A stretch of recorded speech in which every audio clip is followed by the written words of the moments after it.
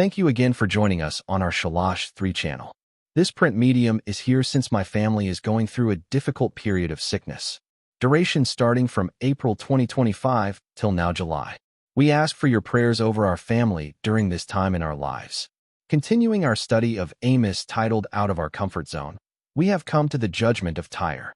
This lesson is found in Amos chapter 1 verses 9 and 10 on the first part. Tyre was a major seaport off the Lebanon coast. It was a nation of its own in biblical times.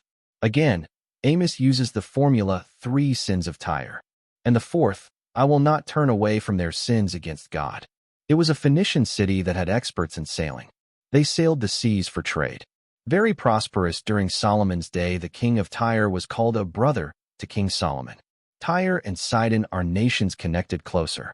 And Jezebel, daughter of the Sidonian king Ethbaal, married King Ahab and led Israel to worship Baal. Tyre captured many communities, and the people were sold as slaves to Edom and other places. They were slave traders and for years. God comes against those who traffic in human beings, of which even in our day the practice is still prevalent. Those who practice sex trafficking of women and children will also stand before God and face his judgment. Tyre also disregarded a treaty of brotherhood, whether between them and Israel or other countries.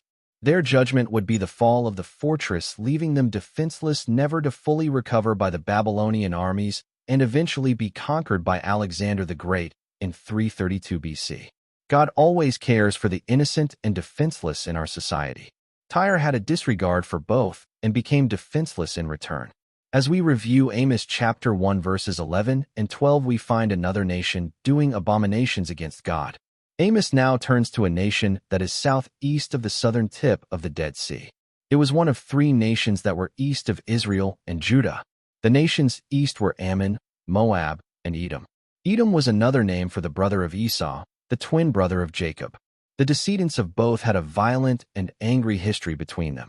Edom's sins were he pursued his brother with a sword, a reference to the long-standing animosity of Edom towards the Israelites for many generations.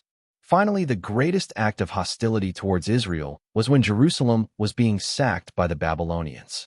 This would have occurred around 586 BC or before. The Edomites gloated over their enemies, their brother, and helped turn the fugitive escapees over to the captors.